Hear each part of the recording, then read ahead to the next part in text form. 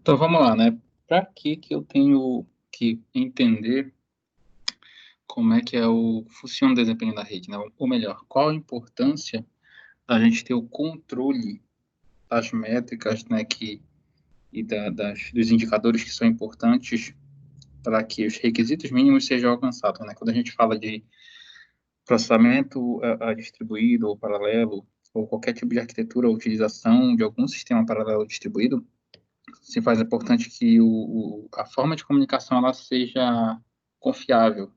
E para isso, é claro, a gente tem que, além de entender as métricas e indicadores, conseguir controlar isso ou pelo menos prever maneira de funcionamento para que a gente tenha resultados satisfatórios nesse processo de comunicação, né? Então, se faz necessário, e existem várias formas, várias ferramentas que podem aí estar controlando, né, o desempenho dessa minha rede, controlando o Quality of Service, né, o QoS na minha rede. Aqui é um exemplo, né, de consumo de serviços aí que são utilizados, né, internet para vídeo, para PC, jogos e a utilização aí entre os anos de 2005 e 2011. Essa é uma fonte da Cisco, que é um, uma empresa que oferece soluções e serviços de interconexão em rede, tá? Então, as métricas utilizadas nas redes de computadores, elas são importantes para a gente determinar os parâmetros e aí começar a conseguir controlar essa comunicação e prever possíveis problemas ou, melhor, até mesmo requisitos mínimos aí para estarem funcionando, que a gente tenha os resultados, né, e as bases e os limites básicos para funcionamento aí. Dentre essas métricas, né, a gente tem aí os que a gente considera como mais importante, né, a própria largura de banda, né, que é dada em megabits por segundo. A, então, a largura de banda é a capacidade que o meio tem de transmitir alguma coisa em determinado período de tempo, né? Eu transmito megabit, a gente está falando de transmissão, né, de velocidade, então a gente está falando de bit, não de byte, em mega, em determinado período de tempo, né, que é por segundo, tá? O atraso é o tempo que o meu pacote demora para chegar, a gente chama isso de latência, né? O tempo que o meu pacote demora para chegar da origem até o destino, e a perda de dados eu mando uma quantidade de pacotes, de quadros, e a quantidade que eu vou perdendo, né, isso vai me gerando a perda de dados. Normalmente, se é dada em linguagem percentual, tá? Os acordos de níveis de serviço, né, os SLAs, eles são contratos que são firmados com empresas ou com serviços que a gente contrata. Então, se tu contrata, por exemplo, um provedor de internet de acesso para ti, estabelece um limite de serviço, tá? Esses acordos eles têm que ser mantidos e normalmente são passíveis de multas, sanções, alguma coisa assim. Então, quando uma empresa contrata um link, né, seja lá qual for, seja para qual for a utilização, ela contrata também um nível mínimo, né, de funcionamento, e esse nível tem que ser mantido, tanto em relação à largura de banda, quanto de disponibilidade, quanto voltada para a segurança, entre outras questões aí.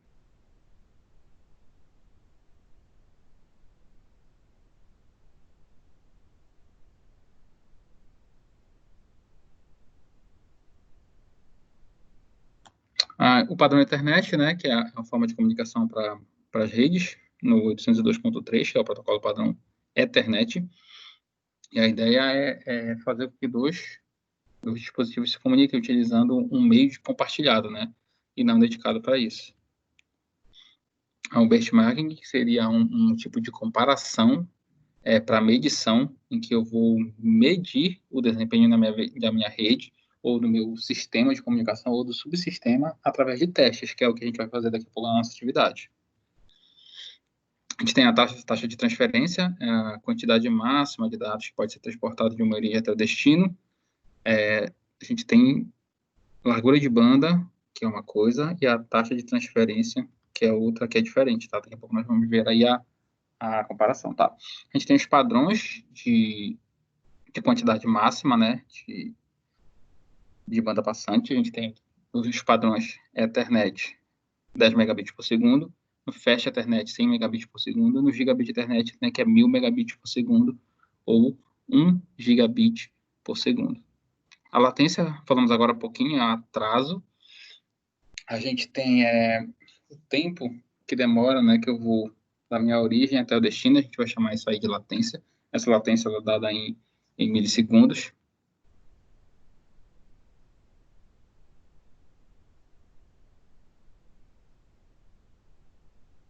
Para medir, né, essa latência, o teste, né, no quadro enviado, a gente vai chamar de timestamp, que é o tempo que ele demora, né, a marcação do tempo que é demorada para um envio da origem até o destino desse meu pacote, desse meu quadro.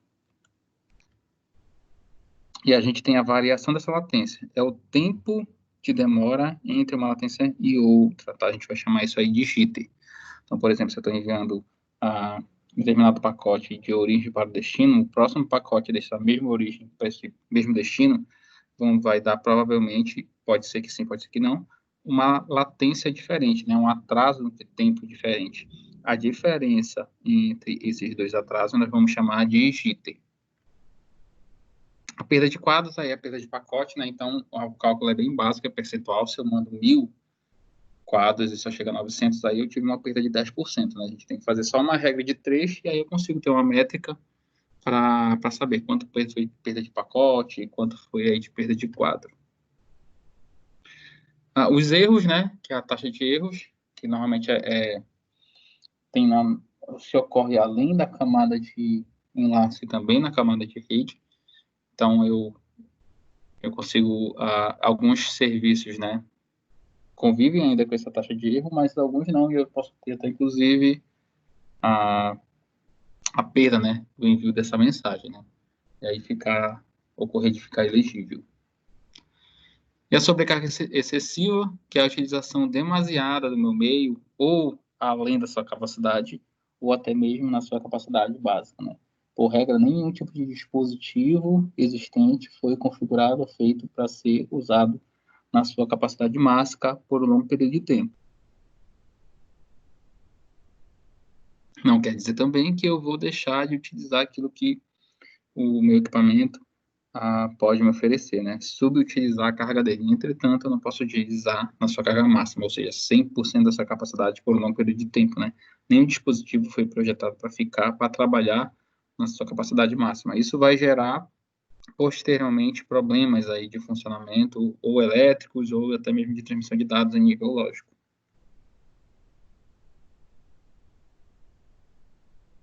O atraso excessivo, né?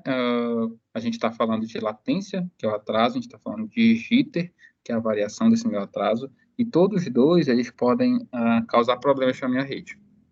Então, dependendo do tipo de transmissão, não é? Eu posso ter um atraso maior na minha rede e preferir isso, em vez de ter um atraso menor, mas ter um jitter maior, né? Uma variação desse meu atraso que seja maior aí.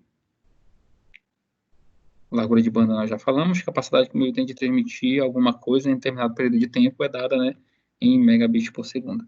Em todo tipo de transmissão que se utiliza de comutadores, né, ou seja, camada de rede, que se utiliza de dispositivos intermediários para comunicação ou para interligação e conversação de dispositivos finais,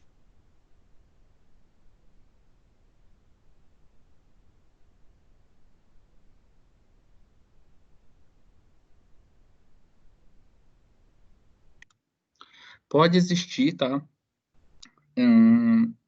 a, a possibilidade de congestionamento. Então, vamos entender um exemplo aqui. Eu tenho dois dispositivos finais que vão fazer uma conversação. Então, lembra, a gente está falando de camada de transporte, por exemplo.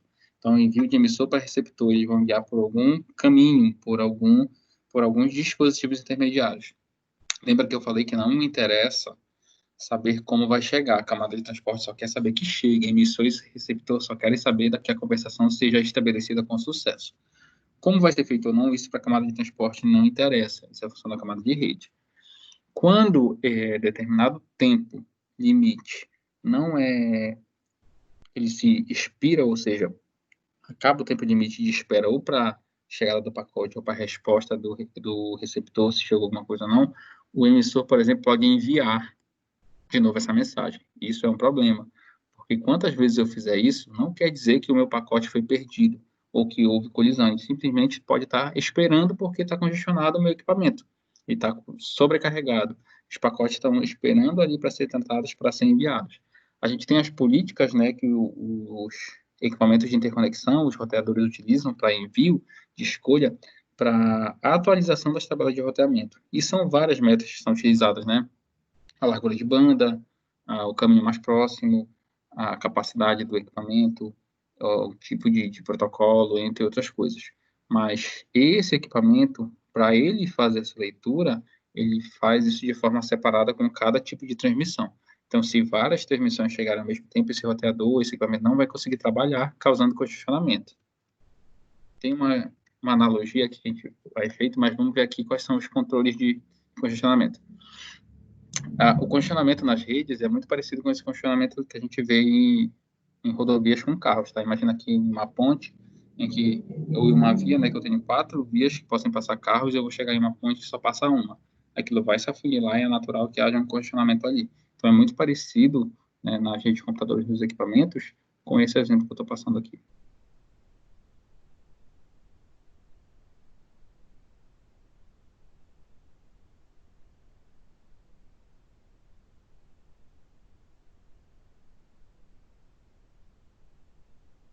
O que pode causar aí, né, os congestionamentos? A demanda por recursos da rede excede a capacidade dos recursos disponíveis, né?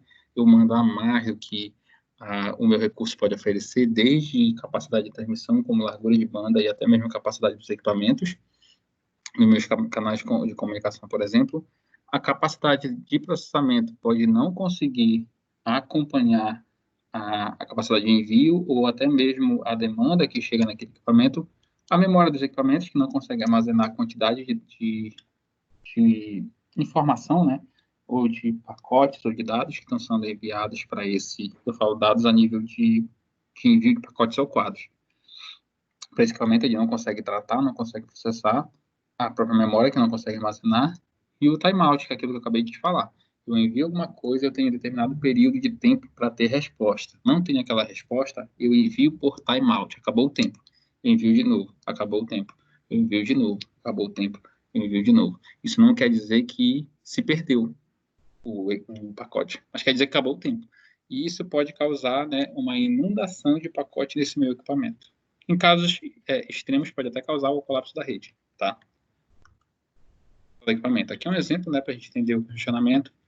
A gente tem vários princípios ou várias maneiras, tá, de controlar o congestionamento, que é basicamente, dentre elas, dentre os protocolos, as maneiras de fazer isso aí, o mais brusco é o próprio desligamento, tá?